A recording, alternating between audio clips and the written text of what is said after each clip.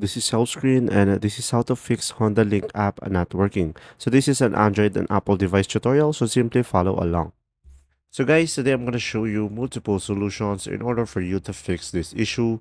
So first things first is go to your Google Play Store and then here just search for the HondaLink. And guys, just make sure you are running the latest version of the app. And when the application HondaLink have an update, you should be able to update it over here. And now guys, the second solution is just go to your settings on your device. Then from here, just go to the apps. And then on the apps guys, and now just try to find Honda Link over here and tap on it. Then after that, tap on the storage and make sure to clear data and also clear cache. So guys, if this doesn't work, the last option or solution that you have is reinstalling the application on your device.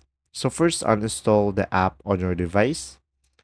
And then once it is uninstalled, you can just go back to the Google Play Store and then now just install it back on your device.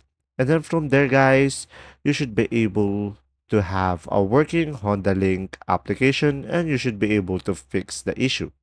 And there you go. If this video was helpful, please like and subscribe. And thanks for watching. See ya!